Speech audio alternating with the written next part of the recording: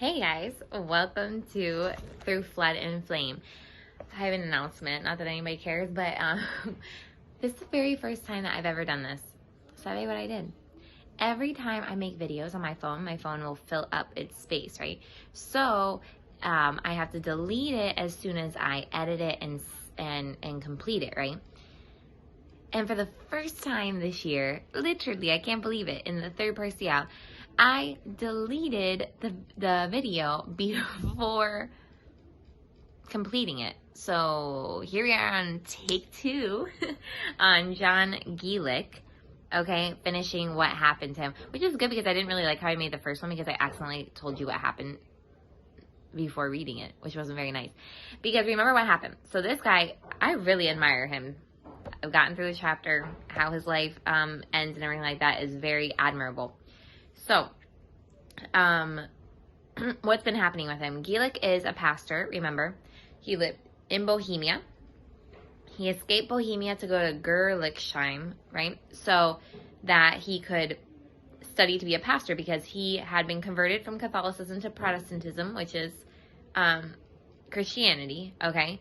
And you can also be a Christian in the Catholic Church, but as long as you seek out the doctrine, right? Okay, they're proof of it. These people are proof of it. They were Catholics and converted to Christians, a lot of them, right?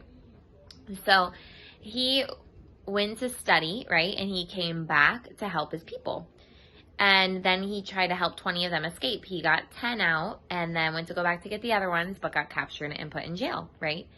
And these people from the Inquisition do not give up, okay? They were just like the Pharisees, okay? They believed that what they were doing was for God.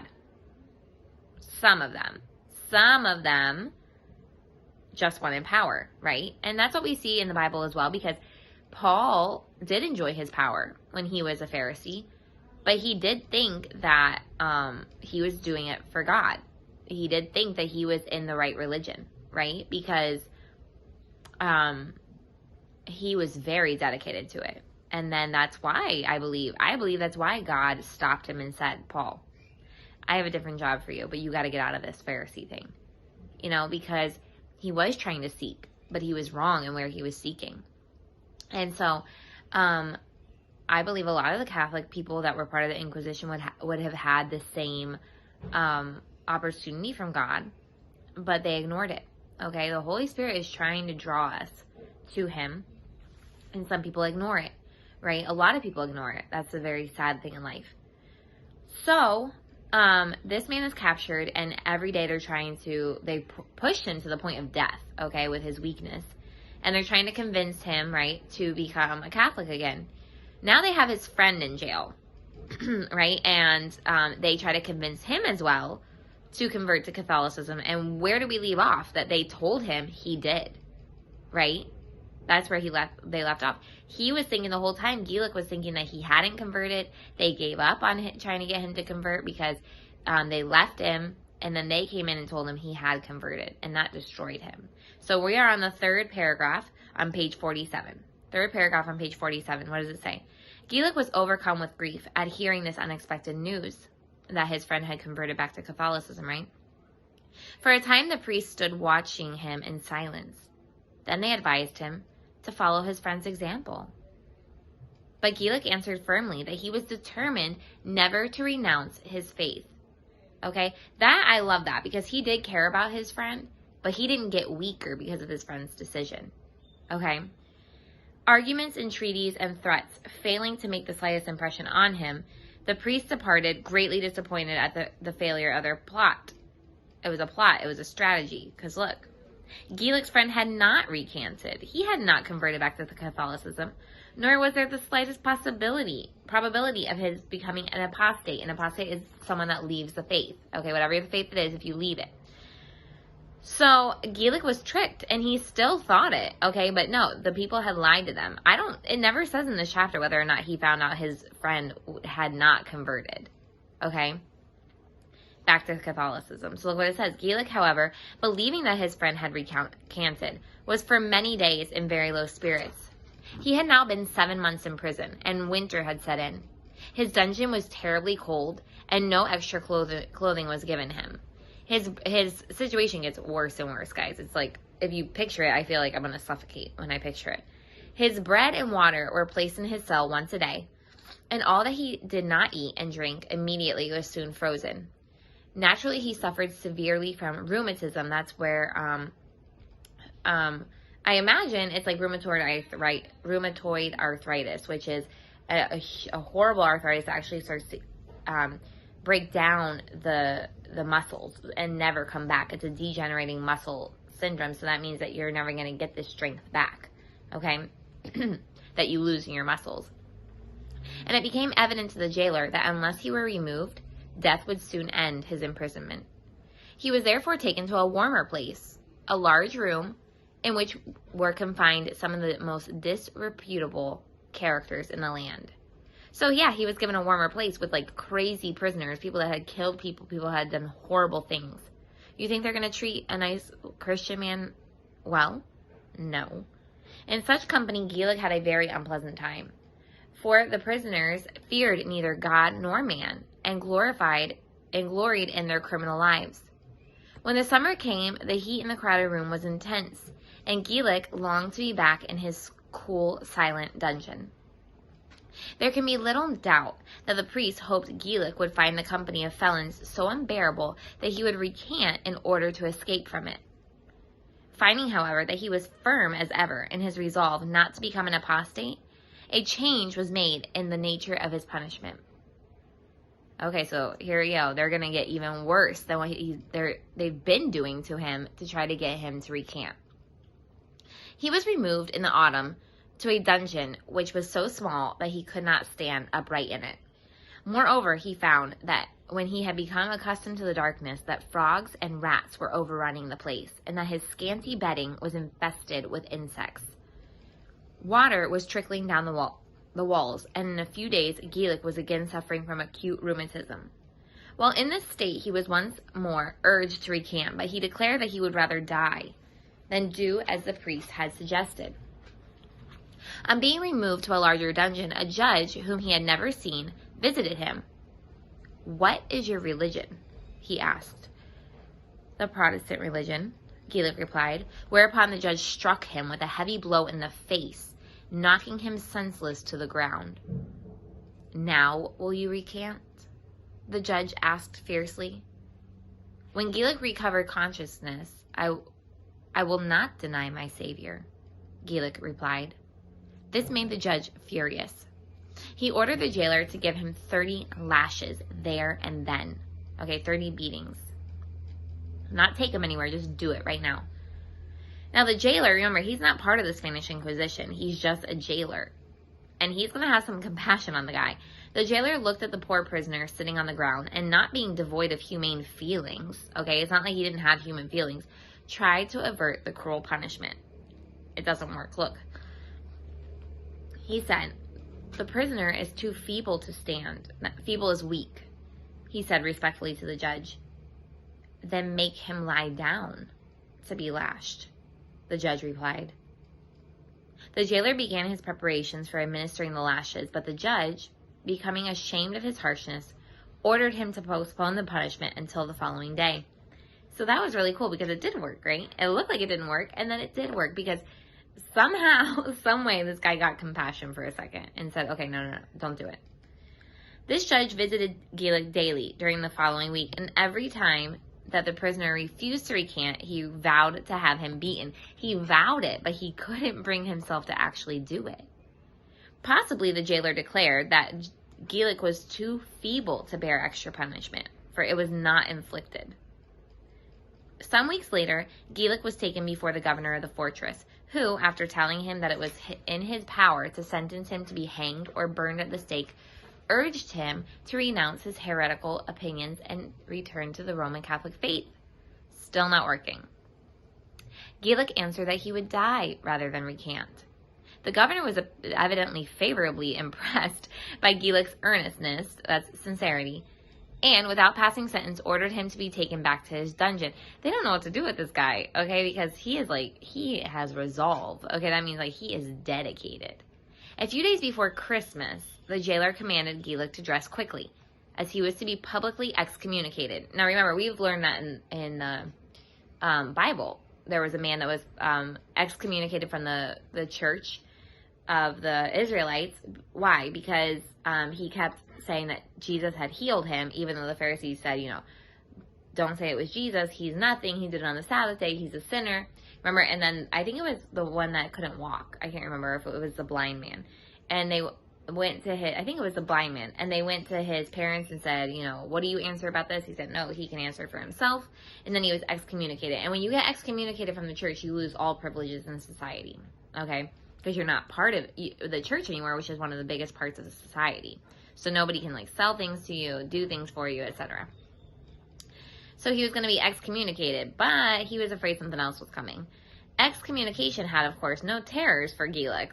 Whatever. He's been in jail. What's he going to get from society? But he was naturally anxious to know if this ceremony was to be followed by his execution. The jailer could not or would not tell him. Shortly before 8 o'clock in the morning, Gilek was marched from the fortress to a church nearby, which was already crowded. It's Christmas, remember? Here he was placed in the center of the circle composed of priests and secular officials. A Jesuit pronounced the excommunication. He declared that as Gilek was an obstinate heretic, he was excluded from the holy, true church. What a name. True church. Pronounced unworthy of the intercession of the saints and abandoned to the devil. The Roman Catholics were awed by the ceremony, which was made as impressive as possible. But Gilek remained calm and undismayed by the Romish curses hurled at him. Calm and undismayed. Okay? Dismayed is discouraged. Okay? You learn that in Joshua 1:9. Be of good courage, be not dismayed. Okay? But this one, he really reminds me of Jesus a lot. Okay? He would not give up what his cause was, and he was meek, just like I taught you guys in Bible today. Strength under control. He had meekness. Okay? The following day, Gilek was sentenced to work in chains in the public streets. Oops, pardon, I forgot this part. The ceremony ended, the priest made one more attempt to prevail upon him to recant, but it was unsuccessful. Obviously, we already know that by now. The following day, Gilek was sentenced to work in chains in the public streets. Cool, he's out of jail. That's what he's going to think about it. He's out of jail, right? When he began his duties as a scavenger, a large crowd assembled to jeer at him. Okay, so they came and they were mocking him, they were making fun of him, they were criticizing him. But after a time, the citizens grew accustomed to seeing him in the streets and took scarcely any notice of him. Okay, he just became somebody that was there. Although Gilek yearned for complete freedom, he was deeply grateful for the open-air life, which he now lived. Super optimistic, this guy is. After being confined for 18 months in dark, evil-smelling dungeons, it was glorious to breathe the fresh air, to see the bright sun, to listen to the birds singing, and to hear the sound of human voices. The chains which he wore upon his legs were not very heavy. They prevented him from running, but he soon learned to walk fairly comfortably. One day, about 18 months after his first appearance in the streets, a big fire broke out in Ludomishul, which is where he was. The people rushed from all parts to watch the burning houses, and Gilek saw that in the confusion, it would be easy for him to hobble out of town without being noticed. He determined to take advantage of the opportunity, which had so unexpectedly presented itself.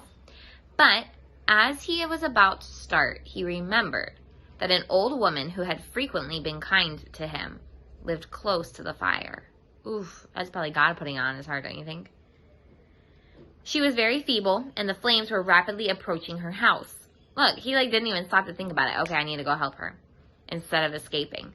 Entering it, he found the old woman lying in bed, too feeble to make an attempt to save herself. So, taking her up in his arms, he carried her to a place of safety. Now look, helping her, he was probably thinking, I just lost my chance to escape. But God always has a plan. Having done this good action, he was making his way slowly through the streets when a man asked him to lead his cow out of the town. What a weird situation. Okay, but look, God used it. Gilek did so willingly, for if arrested, he would have an excuse for having left the place. Gilek escaped from the town, but he knew that unless he would remove the chains, he would soon be overtaken. It's a little obvious where he's coming from. Moreover, not only did the chains hinder his flight, but they were a public intimation that he had escaped. He was an escaped prisoner, and anyone he met would be justified in arresting him. Unless he could succeed in removing the chains, it would be wise to hobble back to the town. Having found a big hard stone, he sat down on the ground and, striking the chains with all his strength, succeeded after many attempts in smashing them. At last he was free. Jumping up, he hid the chains among some bushes. He did this in the hope that the town authorities would not discover him, and believing him to still be shackled, would be confident that he was hiding somewhere near at hand. Having secreted the chains, Gilek started along on his long journey to Gilek. It was night, and this way lay through a dense forest. Hour after hour he trudged on, but he did not progress nearly as quickly as he had hoped. This was due to his feet being bare. Okay, he didn't have any shoes. During the 18 months that he had acted as a scavenger, he had not worn boots and suffered little inconvenience from being without them. Okay, he didn't need it there. But trudging through a forest by night was very different from picking his way about the roads in broad daylight, and before he had walked a mile, his feet were torn and bleeding. Still he plodded on, and when daylight came, he kept a sharp lookout for some place where he could obtain food. At length he saw a solitary cottage, and happily for him, the poor inmates proved to be generous. They gave him food, but he saw that they had suspected him of being a fugitive from justice. Okay, so they knew he had escaped from something, but this was not at all surprising, for not only was Gilek tired and footsore, but he was without a coat, a jacket. He had taken it off the previous day before beginning his work, and had he been seen putting it on during the commotion caused by the fire, it would probably have been suspected that he intended to make an attempt to escape. Okay, he thought of everything, man. Therefore, he left the town without it. Although the cottagers suspected Gilek of having committed some crime, they made no attempt to detain him, and after thanking them for their hospitality, he proceeded on his journey. A big mountain had now to be climbed. It was a difficult task, like a literal mountain he is climbing, okay, not like just some kind of like symbolic obstacle. Footsore man and night came on long before he reached the summit. Then, tired and hungry, he lay down to sleep. Oosh, what's going to happen? The last time he lay down to sleep, he ended up in jail. Not a good thing. It seemed to him that he had scarcely closed his eyes when something startled him. Okay, something made him wake up. He looked around, and by the moonlight, he saw some lobos, creeping near. Had he slept any longer, they would have come upon him. Seeing that he was awake, they fled. That is God, you guys, waking him up for that. After this narrow escape, Gilek resumed his journey, and 5 days later arrived at Gilek. Hungry, lame, and leaning heavily on 2 stout sticks. Okay, he couldn't walk. He looked very different from the strong, healthy man who had quitted the town 3 years previously. And it is not surprising that his friends did not at first recognize him. But when they did, their joy was great, for they had heard that he had been sentenced to perpetual imprisonment. Good food and careful nursing soon restored Gilek's health, and many years of happiness followed. The Protestants were eventually expelled from Gilek, and Gilek, accompanied by many of his friends, proceeded to Berlin. Where is that? Germany. And settled there. He was never again called upon to suffer persecution for his faith, and after many peaceful, happy years, he died at the age of 73. Cool story, huh? I love how this book is written about these people.